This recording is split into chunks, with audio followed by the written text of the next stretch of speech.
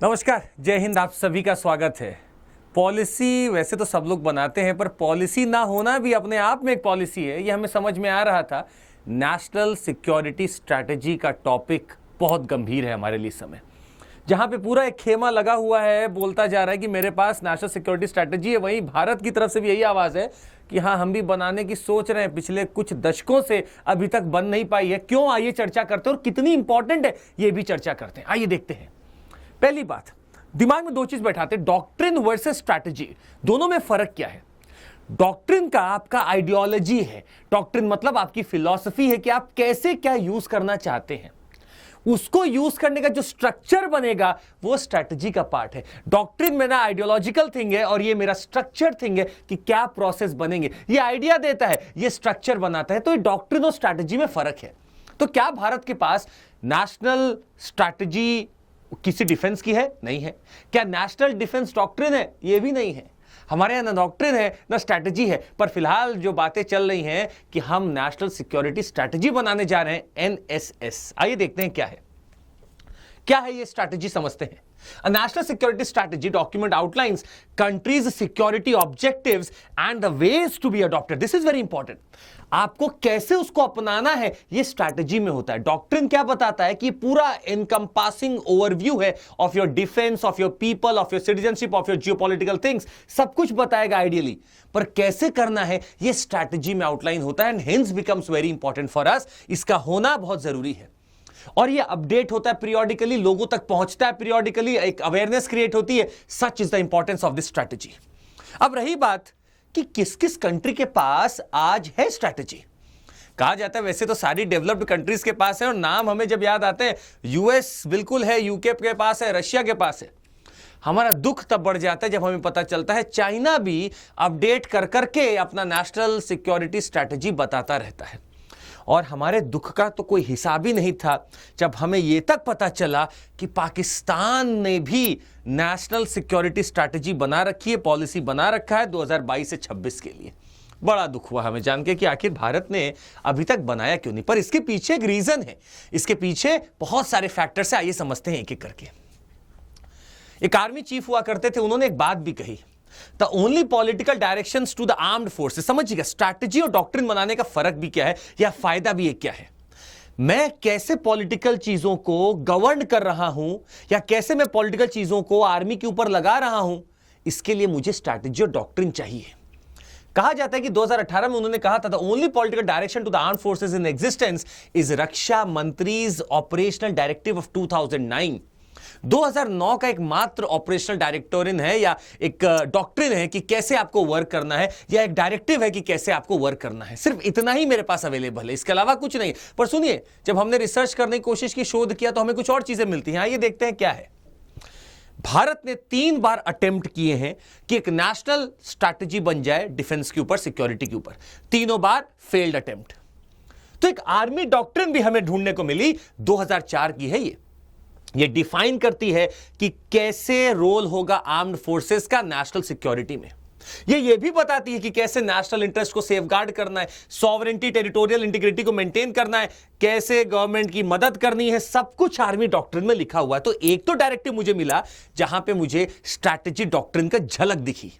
दूसरा, एक nuclear doctrine है जो बहुत पहले ही हमने अडॉप्ट की थी। 1990s का समय चल रहा था, पूरे विश्व में एक होड़ लगी थी जिसके पास न्यूक्लियर कैपेबिलिटी आ जाएगी, वो बड़ा राज्य बन जाएगा, बड़ा स्टेट बन जाएगा, बड़ा देश बन जाएगा। भारत ने क्या किया, हमने चुपचाप बम भी फोड़ा, और हमने बम फोड़ के बोला कि देखो हमारी एक डॉक्ट्रिन है, उस डॉक्ट्रिन से आप लोग को ज्यादा रूबरू होना जरूरी है।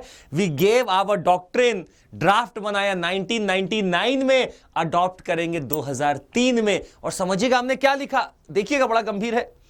Minimum credible nuclear deterrence doctrine and no first use policy.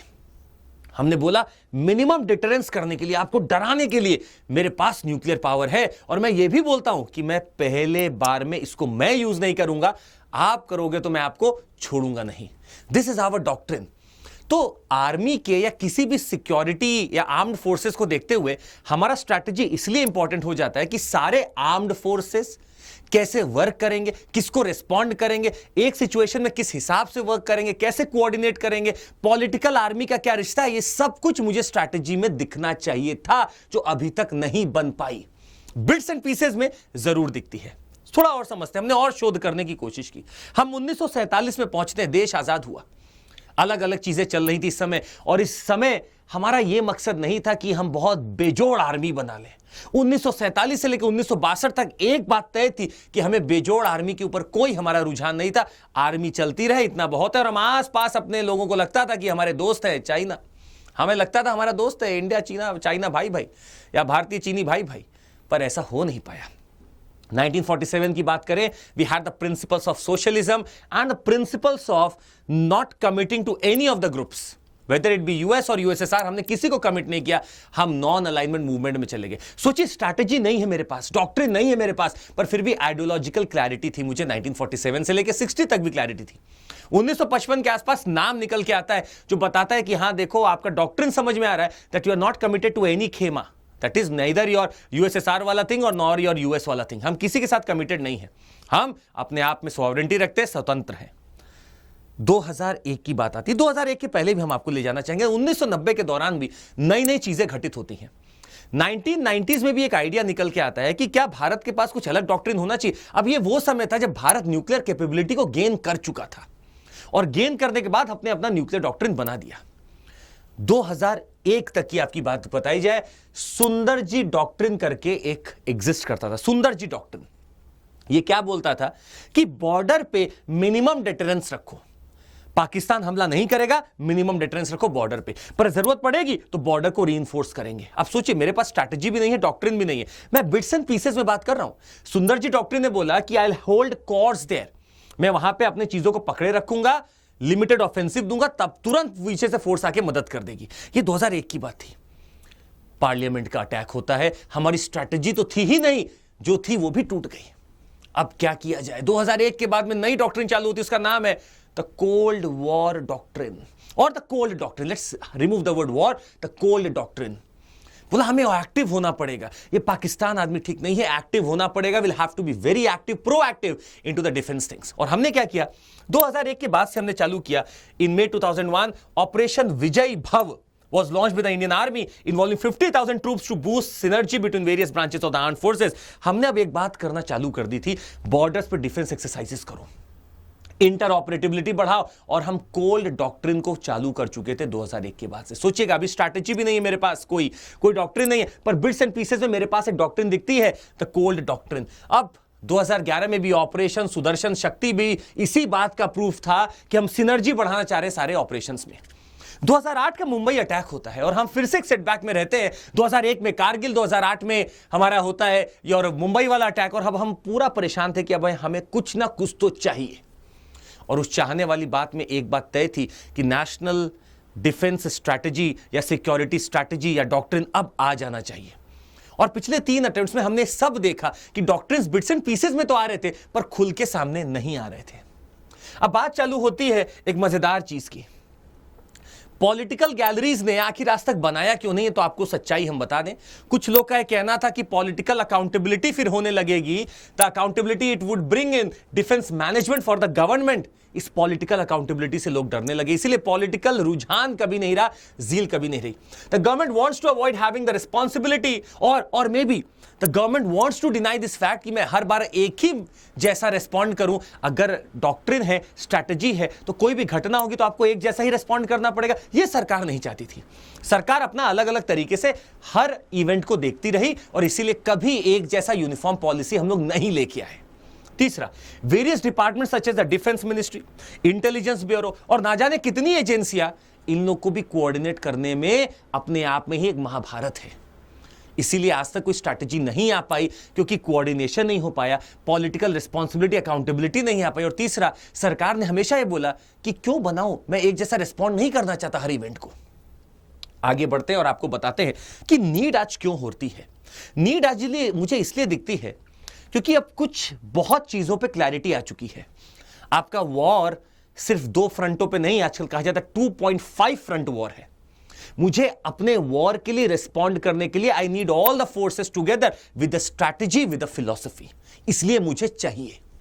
दूसरा, जहां पे न्यूक्लियर आर्म्ड नेबर्स हैं, कैसे लगता है कि without strategy I will work, और ये सब प्रॉक्सी वॉर कर रहे हैं, मुझे प्रॉक्सी वॉर से बचने के लिए स्ट्रैटेजी चाहिए, कंसिस्टेंसी मुझे चाहिए और रिफॉर्म चाहिए। I must have a consistent policy for my defence forces, arm forces, भले वो 1 रैंक 1 पेंशन की बात हो, भले वो किसी भी उनके हो सकता है देख रखाव की बात हो, मुझे हर चीज चाहिए उनकी, प्लस रिफॉर्म्स चाहिए। I need modernisation in my forces and that to indigenisation. वो कैसे आएगा? जब मेरे पास एक स्ट्रैटेजी होगी, मेरा एक विजन होगा, मेरा एक आउटलाइन पॉलिसी होगी जिसको आप अपडेट करते जा रहे हैं साल दर साल। मुझे इसलिए भी चाहिए क्योंकि I want my national security strategy with an angle of changing geopolitical things. आज रशिया यूक्रेन वॉर है, इजराइल हमास का वॉर चल रहा है, मुझे चाहिए मेरा सिक्योरिटी स्ट्रैटेजी ऐसा होना चाहिए that could even be prepared in the events that these two wars can bring upon to us. क्या हम तैयार हैं? सोचना पड़ेगा।